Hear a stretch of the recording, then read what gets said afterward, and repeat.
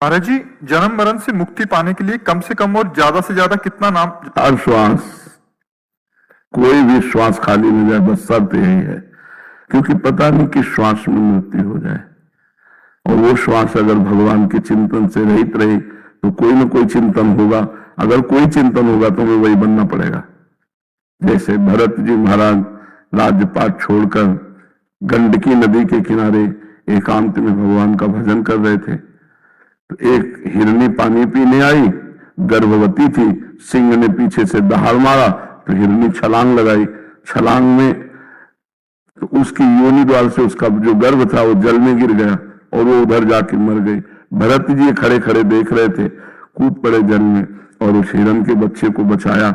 अब छोटे से बच्चे को दुलार करने लगे तो भजन छूटने लगा। वैसे हिरण का बच्चा तो वैसे ही प्यारा लगता है, बड़ी बड़ी आंखें, सलोना, शांत स्वरूप, और जहां उनकी गोद में बैठता तो बेटा तेरा सर्वत्र कल्याण हो। देखो महापुरुषों का कैसा स्वरूप होता है।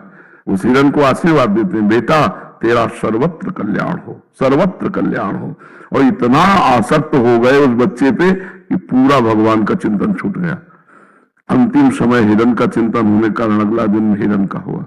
फिर वो इतने कट्टर हो गए कि हरी घास भी नहीं पाते थे कि कहीं आसक्ति ना हो जाए। और गंडकी नदी में हिरण के शरीर को खड़ा करके ऐसा भजन किया कि अगला ब्रह्मबोध संपन्न महापुरुष के रूप में जन्मे और आखिरी जन्म हो गया। यदि हम ये सावधानी रखें कि कोई भी श्वास हमारी खाली नहीं जाएगी। वाले श्वास, इस श्वास में बोले राधा, मर गए तो गए, श्री जी के पास पहुंच गए। अगर श्वास खाली गई तो कुछ चिंतन होगा, जो चिंतन होगा फिर हमें वही बनना पड़ेगा। इसलिए श्वास श्वास नाम जपे, दुविधा रहे न कोई। भगवत प्राप्ति में कोई दुविधा नहीं, हर श्वास में नाम जप करो।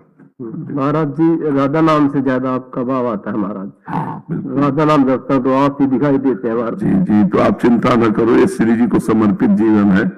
हाँ, श्री जी को समर्पित जीवन है। तो भक्ति भक्त भगवंत गुरु चतुर नाम बप्रेक। भक्त या भक्ति या भगवान या गुरु, चार में से किसी का ध्यान आवे वो भगवान का ही ध्यान माना जाता है। महाराज जी, जब घर वालों से अलग रूम में नाम जप करता हूँ तो बहुत तंग होते हैं, कहते हैं हमसे बात ही नहीं करता। कहीं संसार के उसकी ध्यान न दो और अपने को बहुत शांत रखो, गुप्त रखो। जब कोई तुमसे बात करे तो प्यार से बात कर लो, उसमें भी भगवान रहते हैं। नहीं, हाँ, कम शब्दों में बात करो। जाओ बच्चा, हमारा थोड़ा एकांत का मन है, अलग बैठ गए। ज्यादा ये भी ना जनाई दे कि आप बहुत भजनानंदी, नहीं, आपको विक्षेप करने लगेंगे, उपहास करेंगे तो फिर आपका भजन छूटेगा। अपने को गुप्त रखे और अंदर ही अंदर भजन करे। जैसे कोई बहुत बात कर रहा थे, भाई हमारा सर दर्द कर रहा है, दूर कर दे अन्य बहाने करके, और अपने को ये ना साबित करे कि मैं भजन करना चाहता हूँ इसलिए तुम्हें हटा रहा हूँ, ये तो विक्षेप पड़ जाएगा। ठीक है, ये कारण अगर किसी काम से बाहर जाना पड़े तो महाराज ये लगता है कि आज का दिन सारा खराब चला गया। पर हम इतने चतुर बने कि अगर मैं बाहर जाना तो यात्रा में भी हम नाम जप कर रहे हैं, जिससे मिले उसके साथ भी नाम जप कर रहे हैं, जो क्रिया कर रहे हैं। बहुत हमें थोड़ा खुले दिमाग के बनना चाहिए। अगर हमें बाजार में भी जाना है तो हम नाम जप करते हुए चतुरता पूर्वक सामान ले, बाजार घूम के आए, और जब आप पूरी बाजार में नाम जप करोगे तो आपको आनंद मिलेगा कि यार संसार में भी अब हम भजन करने लगे, बाजार में भी भजन करने लगे। तो एक अभ्यास को परिपक्व होता है ना। एकांत कमरे का भजन तो ठीक है ही, हम बाजार का भी भजन सीखे, हम गली चलते भी भजन करें, हम काम करते भी भजन करें, तभी हमारे को सच्चा भजन का रस मिलेगा। नहीं, कमरे में किया भजन, इसके बाद बाहर निकले छूट गया भजन, बाहर मर गए तो हमें भगवत प्राप्ति में बाधा हो जाएगी। इसलिए हर समय